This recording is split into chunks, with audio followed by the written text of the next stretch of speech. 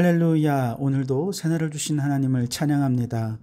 오늘도 말씀으로 시작하는 이 하루 말씀 충만, 은혜 충만, 성령 충만하시기를 주님의 이름으로 축원합니다. 오늘은 사도행전 21장 1절에서 14절까지 말씀을 봉독해 드립니다. 하나님의 말씀을 경청하시기 바랍니다. 우리가 그들을 작별하고 배를 타고 바로 고수로 가서 이튿날 로도에 이르러 거기서부터 바다라로 가서 베니게로 건너가는 배를 만나서 타고 가다가 구브로를 바라보고 이를 왼편에 두고 수리아로 항해하여 두로에 상륙하니 거기서 배의 짐을 풀려 함이러라. 제자들을 찾아 거기서 이레를 머물더니 그 제자들이 성령의 감동으로 바울더러 예루살렘에 들어가지 말라 하더라. 이 여러 날을 지낸 후 우리가 떠날새 그들이 다 그 처자와 함께 성문 밖까지 전송하거늘 우리가 바닷가에서 무릎을 꿇어 기도하고 서로 작별한 후 우리는 배에 오르고 그들은 집으로 돌아가니라.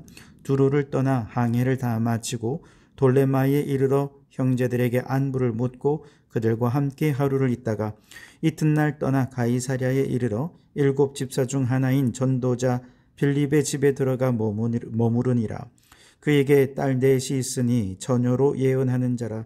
여러 날 머물러 있더니 아가보라 하는 한 선지자가 유대로부터 내려와 우리에게 와서 바울의 띠를 가져다가 자기 수족을 잡아 매고 말하기를 성령이 말씀하시되 예루살렘에서 유대인들이 이같이 이 띠 임자를 결박하여 이방인의 손에 넘겨주리라 하거늘 우리가 그 말을 듣고 그곳 사람들과 더불어 바울에게 예루살렘으로 올라가지 말라 권하니 바울이 대답하되 여러분이 어찌하여 울어 내 마음을 상하게 하느냐. 나는 주 예수의 이름을 위하여 결박당할 뿐 아니라 예루살렘에서 죽을 것도 각오하였노라 하니 그가 고난을 받지 아니하므로 우리가 주의 뜻대로 이루어지이다 하고 그쳤노라. 아멘. 오늘도 이 말씀을 통해 우리에게 주신 하나님의 음성을 듣게 되길 바랍니다. 미국의 짐 엘리엇 선교사님은 대학 시절부터 선교사로 헌신했습니다. 그리고 대학을 졸업한 이후 1952년 에쿠아도르에 도착해서 언어와 문화를 익히며 선교를 준비했죠. 그렇게 4년 동안을 열심히 준비한 후에 4년째 되던 해에 모든 준비를 마치고 4명의 동료 선교사님들과 함께 수백 년 동안 외부인들을 다 차단하고 죽여왔던 아우카족 사람들에게 복음을 전하기 위해 이제 경비행기를 타고 아마존 정글로 들어갔습니다. 그런데 그들을 만난 첫 순간 복음을 제대로 전해보지도 못했고 성경책 한 권도 전해주지도 못했는데 그만 창에 찔려 죽임을 당하고 말았습니다. 그때 선교사님들의 주머니에는 권총이 다 있었어요. 하지만 얼마든지 방어할 수 있었음에도 불구하고 그들의 영혼이 구원을 받아야 한다는 이 한 가지 생각 때문에 단 한 발도 발포하지 않고 그만 그들의 손에 무참히 살해당하고 말았죠. 그리고 2년 후 엘리엇 선교사님의 아내 엘리자베스 엘리엇 선교사님을 비롯한 다른 순교자들의 아내들이 이제 남편을 죽였던 그 아우카족을 향해 다시 복음을 전하기 위해 어린 딸과 함께 들어가게 됩니다. 다행히 아우카족은 여자는 죽이지 않는 전통이 있었기에 그들과 접촉할 수 있었고 그들을 향해 헌신적인 사랑과 섬김으로 예수의 복음을 증거한 결과 아우카족 부족들이 다 예수님을 믿는 역사가 나타났습니다. 선교사님들을 창으로 직접 찔러 죽였던 그 당사자 2사람이 아우카족 부족의 교회 담임 목사가 되었습니다. 36년이 지난 후 아우카족 언어로 된 성경을 감격적으로 봉헌할 수도 있게 되었습니다. 엘리야 선교사님은 평소에 늘 주님의 도구로 쓰임받기 위해 이렇게 기도했습니다. 주님, 제가 당신을 위해 불타게 하소서. 나는 당신의 것입니다. 사람들이 선교사님을 향해 왜 그렇게 무모하게 위험한 곳으로 선교하러 가느냐.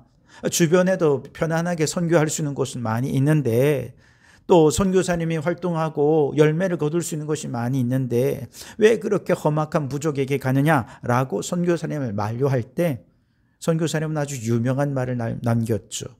영원한 것을 얻기 위해 영원하지 않은 것을 버리는 자는 어리석지 않다. 영원한 것, 그 하나님 나라를 위해 이 생명까지 영원하지 않는 것 버리는 것은 전혀 어리석은 것이 아니라는 거죠. 인간적으로 생각해 보면 이렇게 유능한 젊은 인재들이 좀 더 안전한 곳에서 오래 머물면서 복음을 전할 수 있다면 얼마든지 더 많은 열매도 거둘 수 있고 더 큰 영향력도 끼칠 수 있었을 텐데, 그렇게 열심히 준비해 놓고 단 한마디 복음도 전해보지 못한 채 순교했지만 하나님은 그 부족을 모두 구원하시며 그들의 모든 준비와 헌신을 하나도 헛되이 하지 않게 하셨습니다. 인간적인 생각과 하나님의 뜻은 너무 달라서 때로 하나님의 뜻을 알면서도 고난 때문에, 박해 때문에, 죽음에 대한 위협 때문에 받아들이기 힘들 때가 있습니다. 그러나 비록 하나님이 가라 하시는 그곳에서 우리가 아무런 열매도 없이 고난만 당하고 허무하게 모든 계획이 무산당한 채 고통만 당한다 하더라도 하나님의 뜻을 받아 그 뜻대로 순종하기로 결단한다면 하나님은 우리가 생각하지도 못한 방식으로 놀랍게 일하시며 주님의 뜻을 이루어 가실 줄 믿습니다. 오늘 본문 말씀 내 사도 바울은 이제 3차 전도 여행을 마치고 예루살렘으로 향하는 여정 속에서 많은 사람들로부터 만류와 경고를 받습니다. 왜냐하면 예루살렘에는 바울을 죽이기로 작정하고 금식한, 그러면서 바울이 오기만을 기다리고 있는 사람들이 있다는 것을 알았기 때문에 그렇습니다. 먼저 두로에서 만난 제자들이 바울을 만류하죠. 4절에 보시면 제자들을 찾아 거기서 이래를 머물더니 그 제자들이 성령의 감동으로 바울더러 예루살렘에 들어가지 말라 하더라 그랬습니다. 들어가지 말라는 것입니다. 또 가이사랴에 갔더니 전도자 빌립의 집에 머무는 동안 아가보라고 하는 선지자가 유대에서 직접 와서 이제 체포되는 퍼포먼스를 보이며 바울을 만류합니다. 11절에 우리에게 와서 바울의 띠를 가져다가 자기 수족을 잡아 매고 말하기를 성령이 말씀하시되 예루살렘에서 유대인들이 이같이 이 띠 임자를 결박하여 이방인의 손에 넘겨주리라 하거늘. 이 선지자는 유대에서 직접 왔기 때문에 유대 분위기가 어떤지 너무 잘 알잖아요. 그러니 이렇게 퍼포먼스를 하면서 만류한 것입니다. 아가보의 예언을 들은 전도자 빌립을 비롯한 그의 딸들과 그곳에 있는 많은 사람들이 바울을 향해 예루살렘에 올라가지 말라고 만류합니다. 12절에 우리가 그 말을 듣고 그곳 사람들과 더불어 바울에게 예루살렘으로 올라가지 말라 권하니 그랬습니다. 여러분, 이처럼 성령께서 여러 사람을 통해 바울에게 위험을 알리셨고 사랑하는 동력자들은 이제 눈물로 그를 말립니다. 13절에 바울이 대답하되 여러분이 어찌하여 울어 내 마음을 상하게 하느냐 그랬습니다. 물론 성령께서 이 사람들을 통해 위협을 알리신 것은 당연히 하나님의 뜻을 거슬러야 한다거나 하나님의 뜻을 포기하라는 것은 아니었을 것입니다. 오히려 그럼에도 불구하고 이 길을 가겠느냐라고 하며 바울의 마음을 확인하는 과정이었을 것입니다. 사실 인간적으로 생각하면 바울이 지금 죽을 줄 알면서 예루살렘에 가는 것보다 오히려 이방 땅에 머물면서 더 많은 지역에서 복음을 전하고 또 이미 세워진 교회들을 다니면서 교회를 더 든든히 세워간다면 아마 초대교회 입장에서는 훨씬 더 든든했고 또 유익했을 것입니다. 그럼에도 불구하고 하나님의 뜻은 예루살렘에 있다는 것을 바울은 알았어요. 결국 바울은 이 모든 만류와 눈물에도 불구하고 흔들림 없이 고백합니다. 13절 중반절에 나는 주 예수의 이름을 위하여 결박당할 뿐 아니라 예루살렘에서 죽을 것도 각오하였노라. 아멘. 여러분, 마치 짐 엘리어 선교사님이 여러 가지 만류를 받을 때 영원한 것을 얻기 위하여 영원하지 않은 것을 포기하는 것은 결코 어리석지 않다라고 이야기한 것과 바울의 이 고백이 서로 다르지 않은 것 같습니다. 영원한 하나님 나라를 위해 영원하지 않은 이 생명을 버리는 것, 죽을 것도 나는 각오했다라고 한 것이죠. 이처럼 하나님의 뜻 앞에 인간적인 모든 계산이나 인간적인 유익이나 인간적인 어떤 생각들은 다 내려놓는 이 바울의 결단을 들은 성도들은 이제 더 이상 만류하지 못하고 한 마음으로 그를 받아들이며 고백합니다. 14절에 그가 권함을 받지 아니하므로 우리가 주의 뜻대로 이루어지이다 하고 그쳤노라. 아멘. 바울의 고집이 너무 세서 아이고 이 양반은 고집쟁이라 도저히 그 고집 꺾을 수 없어, 그렇게 체념했다는 게 아닙니다. 하나님의 주권을 인정하고 하나님의 뜻이 그곳에 있음을 모두가 인정하고 주님의 뜻에 순종했다는 것입니다. 그렇습니다. 여러분, 하나님의 뜻은 항상 우리를 평탄한 길로 인도하는 것만은 아닙니다. 인간적인 생각으로 더 좋을 것 같은 길로만 인도하는 것도 아닙니다. 오히려 때로 주님이 이끄시는 길에는 고난이 따르고 희생이 따릅니다. 때로 수년 동안 기도하고 언어를 익히고 문화를 익히고 그렇게 철저히 준비한 것 한 번도 써보지 못한 채 한마디 복음도 전하지 못한 채 순교했던 엘리야 선교사처럼 허무한 결론에 이를 수도 있을 것입니다. 그러나 하나님은 그곳에서도 일하고 계십니다. 하나님의 뜻을 따르기로 결정하면서 주의 뜻대로 이루어지이다 라고 고백하는 그곳에 우리가 상상하지도 못한 하나님 나라의 위대한 일들이 반드시 이루어질 줄 믿습니다. 지금은 돌아가신 전 한동대 초대 총장이었던 김영길 박사님, MIT에서 박사 학위를 받고 비행기를 만들겠다는 어린 시절의 꿈을 이루기 위해 나사에 취직을 합니다. 연구에 얼마나 몰두를 했던지 그 성과가 있었던지 나사에서 발명상을 2번이나 받았습니다. 그리고 1979년 국가의 부름을 받아서 한국으로 귀국해서 오늘날 카이스트의 전신인 한국과학원의 교수로 부임을 합니다. 그리고 귀국 1년 만에 그 연구 결과물이 세계 유명한 반도체 회사에 수출되면서 1982년 국민훈장 동백장을 받기도 했습니다.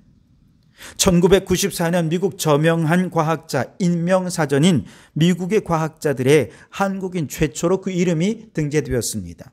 97년에는 영국 캠브리지 국제 전기 발행 센터에 20세기 뛰어난 사람 2,000명의 그의 이름이 선정되기도 했습니다. 여러분, 이것만 들으면 그는 얼마든지 세상적으로 돈도 벌고 명예도 얻으며 안정된 삶을 살 수 있을 것 같지 않습니까? 그런데 1994년 하나님의 부르심을 따라 한동대 초대 총장으로 그가 부임을 합니다. 그리고 19년 동안 정말 수많은 감옥에도 갔다 오고요. 수많은 어려움을 우여곡절을 겪으면서 이 학교를 기독교 명문대학으로 세워가며 정말 이 일에 전심을 바쳤습니다. 왜? 하나님의 뜻이 그곳에 있었기 때문이죠. 당시 가족과 지인들은요, 아니 왜 굳이 그 어려운 길을 가려고 하느냐라고 만류했지만 그는 하나님의 뜻이라면 나의 안락함보다 그분의 부르심이 우선입니다 라고 고백하면서 한동대를 일구었다는 것이죠. 그가 한동대를 세우며 내건 슬로건은 공부해서 남주자, Why not change the world? 였습니다. 정직과 성실을 바탕으로 지식을 남주고 더불어 살며 이 세상을 주님의 마음으로 변화시켜야 한다는 의미입니다. 기독교적인 윤리와 도덕을 바탕으로 해서 환경과 이웃을 생각하며 하나님의 뜻을 온 땅에 이루어 가려고 하는 그의 비전이 먼저 한동대 학생들을 감동시킵니다. 한동대 학생들이 그 비전에 감동하여 그들의 생각과 가치관이 변화되고, 그리고 이러한 기독교적인 정신으로 무장한 학생들이 졸업을 해서 지금도 온 세상 곳곳에서 하나님 나라를 이루어 가기 위해 다양한 모습으로 헌신하며 지금 하나님의 복음을 위해 헌신하고 있습니다. 한동대를 선택할 당시 김영길 총장의 앞에는 두 가지 선택이 있었죠. 세상의 평안과 안락을 추구하는 삶과 하나님의 뜻을 위해 고난을 감내하는 삶이 그것이었습니다. 사람들은 끊임없이 세상의 평안과 안락을 추구하라 권했지만 그는 14절 말씀처럼 사람의 권함을 받지 아니하고 오직 주의 뜻을 이루는 길을 선택한 것이죠. 오늘 우리도 마찬가지입니다. 온 세상에 그리고 우리 개인의 인생에도 하나님은 주인이시고 하나님은 주권적으로 우리의 삶을 이끌어 가고 계시는 줄 믿습니다. 우리에게 이 믿음이 있다면 우리는 인간적인 생각과 인간적인 판단을 따라 행하기보다 하나님의 뜻을 앞세우고 하나님의 뜻을 따르는 자가 되어야 할 줄 믿습니다.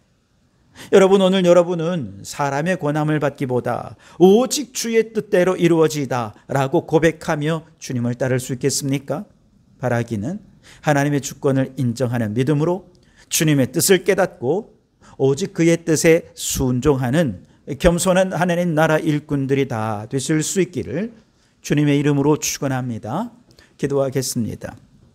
주님, 지금도 내 안에서 우리 주변 사람들이 인간적인 계산과 판단을 따라 안락과 평안한 길을 권하고 있지만 그러나 주여, 내 인생도 온 우주 만물의 역사도 하나님이 주권적으로 움직여 가시는 줄 깨닫게 하시니 감사합니다. 이제 내 뜻대로가 아니라 바울처럼 우리도 주의 뜻대로 이루어지이다 고백하며 성령의 권함을 따르는 저희들이 되게 해 주시옵소서.